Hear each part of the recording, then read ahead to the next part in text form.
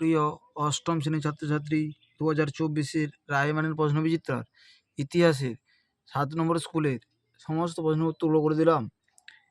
ইন্ডিয়ার Poland court কার আমলে রচিত হয়েছিল? William Bentinck. Option A. Kolkata Madras প্রতিষ্ঠিত হয়েছিল 1781 খ্রিস্টাব্দে। Option B. অসামরিক শাসন ব্যবস্থার ক্ষেত্রে ঔপনিবেশিক শাসকের প্রধান হাতিয়ার ছিল আমলাতন্ত্র। Option B.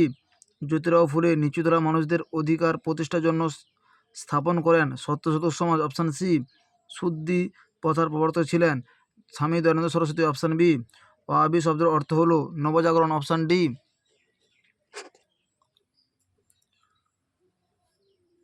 লোকমান্য রূপে পরিচিত ছিলেন Balgangadhar Tilak. Option D. P N. Thakur ছদ্মনাম গ্রহণ করেছিলেন রাসবিহারী বসু। অপশান এ।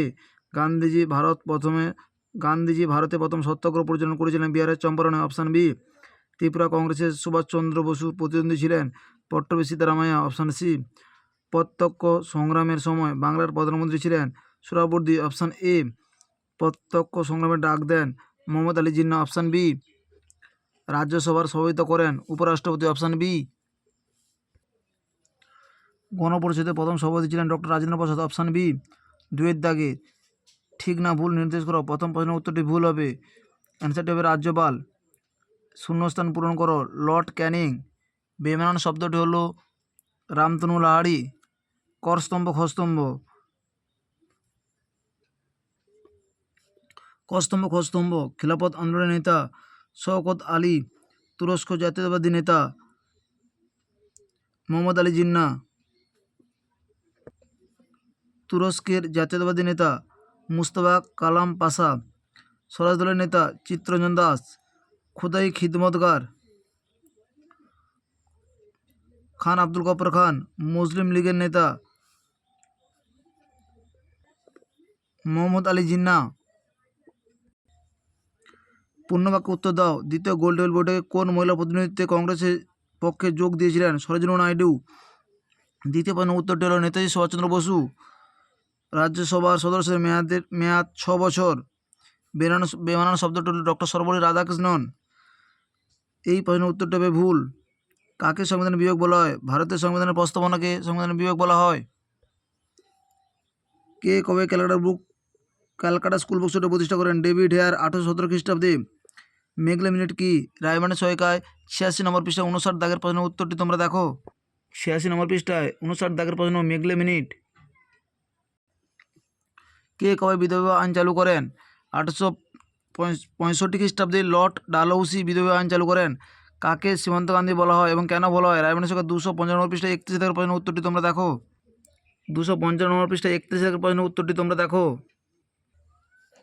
রাওলাট আইন কি? রায়মানের সহায়িকা 251 নম্বর পৃষ্ঠা 12 দাগের প্রশ্নের উত্তরটি তোমরা দেখো। রাওলাট আইন বলতে কি বোঝায়? স্বরাজপন্থী কাদের বলা হয়? রায়মানের সহায়িকা 253 নম্বর পৃষ্ঠায় 21 দাগের প্রশ্নের উত্তরটি তোমরা দেখো। 21 দাগের প্রশ্ন স্বরাজপন্থী কাদের বলা হতো? রায়মানের সহায়িকা 253 নম্বর পৃষ্ঠায় 21 দাগের প্রশ্নের উত্তরটি তোমরা দেখো। র্যাডক্লিফ লাইন কি? রায়মানের সহায়িকা 290 নম্বর পৃষ্ঠায় 35 দাগের প্রশ্নের উত্তরটি তোমরা দেখো। 290 নম্বর পৃষ্ঠায় 35 দাগের প্রশ্নের উত্তরটি তোমরা দেখো। সংবিধান কাকে বলে? রায়মানের সহায়িকা 318 নম্বর পৃষ্ঠায় 7 দাগের প্রশ্নের উত্তরটি তোমরা দেখো। ভারতীয় সংবিধান প্রস্তাবনা রায়মানের সহায়িকা 318 নম্বর পৃষ্ঠায় 7 দাগের প্রশ্নের উত্তরটি তোমরা দেখো। ভারতীয় সংবিধানের ধর্মনিরপেক্ষ শব্দটির তাৎপর্য কি? রায়মানের সহায়িকা 319 নম্বর পৃষ্ঠা 12 দাগের প্রশ্নের উত্তরটি তোমরা দেখো। 319 নম্বর পৃষ্ঠা 12 দাগের প্রশ্নের উত্তরটি তোমরা দেখো। মুন্ডা উলগুলান রায়মানের সহায়িকা 168 নম্বর পৃষ্ঠায় 53 দাগের প্রশ্নের উত্তরটি তোমরা দেখো। মুন্ডা উলগুলান কি? রায়মানের সহায়িকা 168 নম্বর পৃষ্ঠায় 53 দাগের প্রশ্নের উত্তরটি তোমরা দেখো।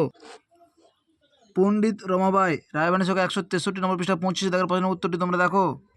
163 নম্বর পৃষ্ঠায় 25 দাগের প্রশ্নের উত্তরটি তোমরা দেখো। নীল বিদ্রোহের কারণগুলি বিশ্লেষণ করো। রায়মানের সহায়িকা 151 নম্বর পৃষ্ঠায় 24 দাগের প্রশ্নের উত্তরটি তোমরা দেখো। নীল বিদ্রোহের কারণ রায়মানের সহায়িকা 151 নম্বর পৃষ্ঠায় 24 দাগের প্রশ্নের উত্তরটি তোমরা দেখো।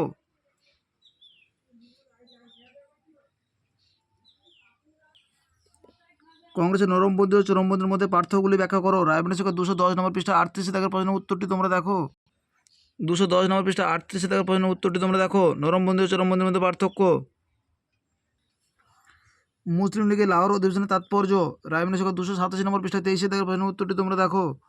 287 নম্বর পৃষ্ঠায় 23 দাগের প্রশ্নের উত্তরটি তোমরা দেখো। খিলাফত আন্দোলনে গান্ধীজির ভূমিকা বিশ্লেষণ করো। রায়মানের সংখ্যা 232 নম্বর পৃষ্ঠায় 10 দাগের প্রশ্নের উত্তরটি তোমরা দেখো। 232 নম্বর পৃষ্ঠায় 10 দাগের প্রশ্নের খিলাফত আন্দোলনের ভূমিকা, খিলাফত আন্দোলনে গান্ধীজির ভূমিকা, এই প্রশ্নের উত্তরটি তোমাদের লিখতে হবে।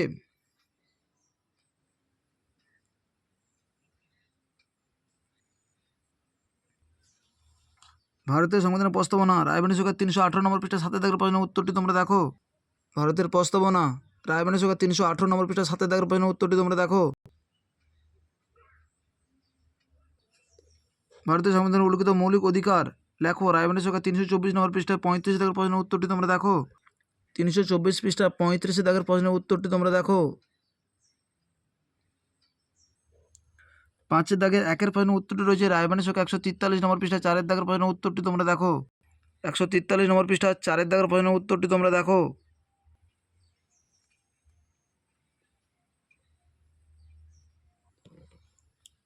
ভারত সভা প্রতিষ্ঠার উদ্দেশ্য কী ছিল? এই সভা কোন কোন প্রধান বিষয়ে আন্দোলন করেছিল? রায়বাণী সংখ্যা 189 নম্বর পৃষ্ঠা 5 দাগের প্রশ্নের উত্তরটি দেখো। রায়বাণী সংখ্যা 189 নম্বর পৃষ্ঠা 5 দাগের প্রশ্নের উত্তরটি তোমরা দেখো।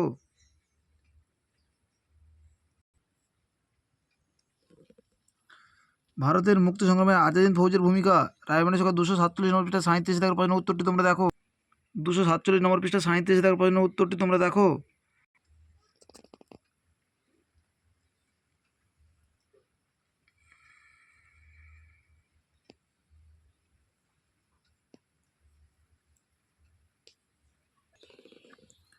উনিশশো সালে ভারতের নৌ বিদ্রোহের কারণ ও গুরুত্ব আলোচনা করো। রায়বাণী সংখ্যা 248 নম্বর পৃষ্ঠা 38 দাগের প্রশ্নের উত্তরটি তোমরা দেখো।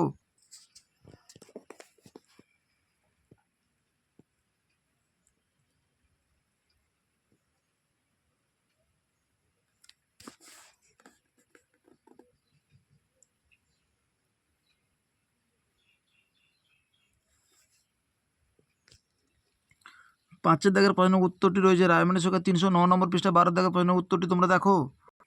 309 নম্বর পৃষ্ঠা 12 দাগের প্রশ্নের উত্তরটি তোমরা দেখো।